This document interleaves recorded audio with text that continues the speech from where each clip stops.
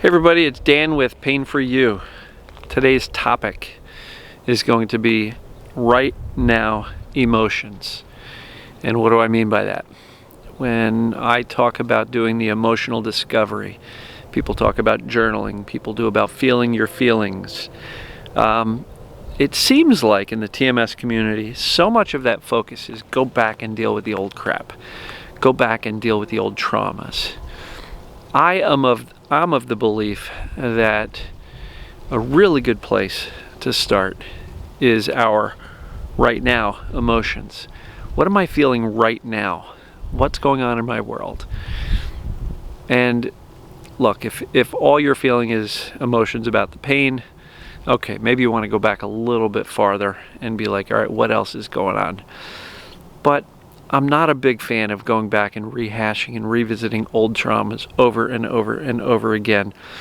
And if you're one of those folks that's done that and you find that your fears and your anxiety and your sadness and depression elevates and your nervous system gets even more agitated and sensitized, it may be because of all of this rehashing of all the past traumas.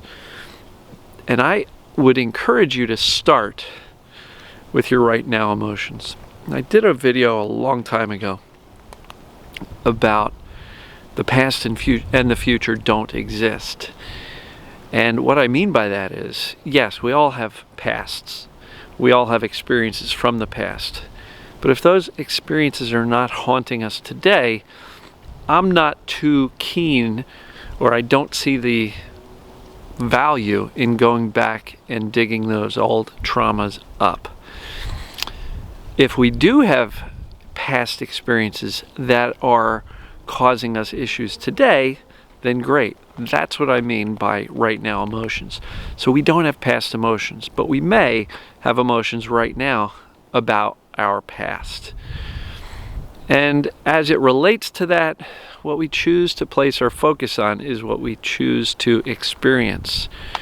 And we can literally, our brain doesn't know the difference, or our body doesn't know the difference between something we imagine or remember or something that's happening right now in the very real present moment.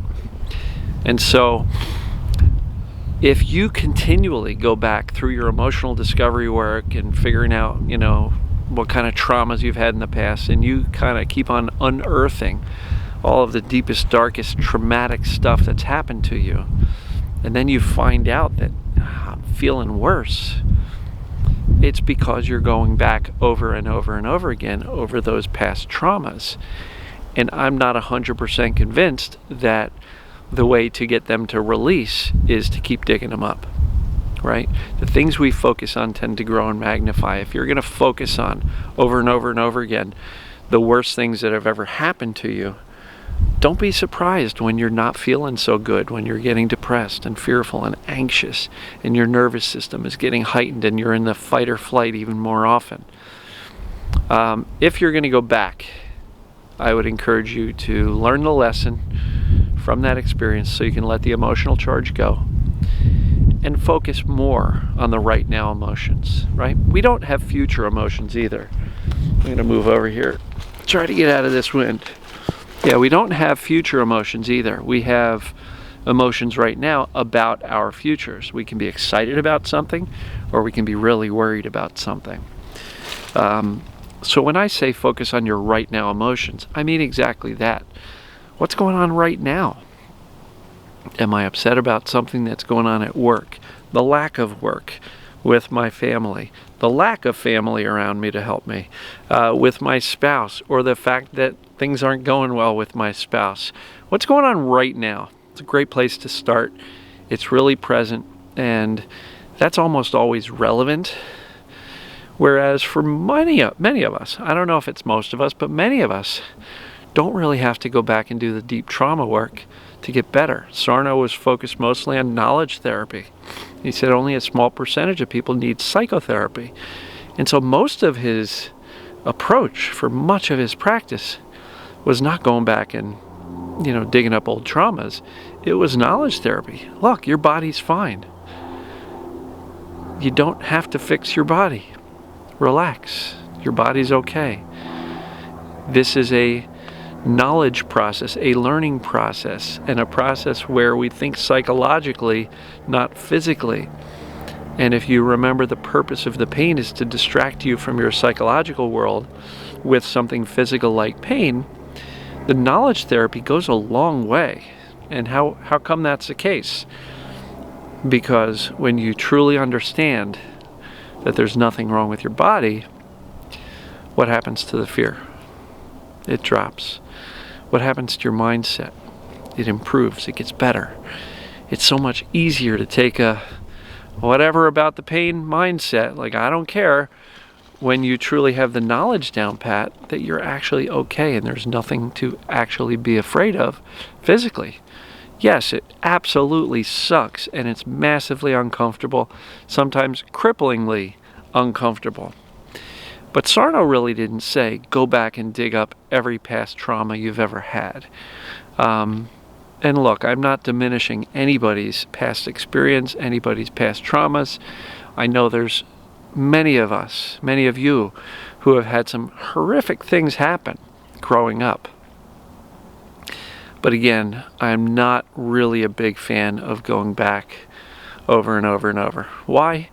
Because when I was going through this and I didn't really have it figured out yet, I journaled every single day for 6 months, I think sometimes twice a day. And all I would do is write out the worst things that have ever happened to me, the worst things that were going on right now in my life, and everything negative, everything wrong with my life. And as I always say, the things we focus on tend to grow and magnify. So what do you think happened with this constant focus on everything that was negative? I didn't know to do gratitude. I didn't know to do soothing or meditation or deep breathing afterwards. I just knew journal and get all that ugly stuff out. And I really got stuck. I literally depressed myself. I wrote myself into a depression. Had to stop doing it. And for some of you who have noticed, I'm not a huge fan of journaling. I think it can be a very useful tool if done properly and without this obsessive need to rehash the past traumas over and over and over and over again. If you've gotten through it, you've had some release from doing that, great. Don't go revisit the same stories over and over again. What's going on right now? Right now is so important. What's going on with yourself? What judgments and emotions do you have about yourself? Like I've said in past videos, one of the biggest realizations I had was the person I was most angry with wasn't somebody around me. It was myself. So that was a really big wake up for me. So think about the right now emotions. Think about your feelings and emotions surrounding yourself. And if you are spending most of your day worried about the future, I will also caution you that what you're doing is putting your mental and emotional energy and getting yourself and your nervous system all wound up over something that you are imagining will happen in the future. And so I'll tell you, that's not terribly useful. It's not going to help you. It's not going to calm down your nervous system if all you're doing all day long is going into a movie theater and watching Dan's messed up future. Not going to help you. So if you're watching Dan's messed up past movie or your messed up past and your messed up future movies all day long, take a step out of those theaters. And if you're going to do that emotional discovery, absolutely start asking yourself the question of what's going on right now? What am I feeling right now? What's on the top of my mind and in my heart and in my gut right now? Start there. If you need to go back, see if you can find a lesson from that experience that, hey, my parents were pretty abused as kids themselves, and they only knew how to guide me through life with punishment. And maybe they were damaged or, not very emotionally aware themselves, and they didn't have 85 parenting books when they grew up. And so the message from that is, look, maybe you've had a horrible childhood, but how many more times are you going to go back and visit that place if it was not so nice? I'm not suggesting there's never a place for trauma release and trauma work. But if every time you go back and revisit it, it makes you feel horrible and more anxious and nervous and depressed and sad and stirs up your nervous system, how many times are you going to do it? I don't think we want to do that every day over and over and over again, because we can literally get stuck in the past and completely miss the fact that right now you're absolutely safe and that you have a lot of control over your right now life. So, right now emotions. What do you guys think? Was this helpful? Get out of the past. Get out of the anxious, worrisome future. Focus on right now. You'll find that you'll probably make some really good progress with your emotional discovery. Don't forget to soothe. Don't forget to do deep breathing, meditation, get outside, whatever it takes. And then start creating this vision of the future that you want instead of the one that you worry will happen.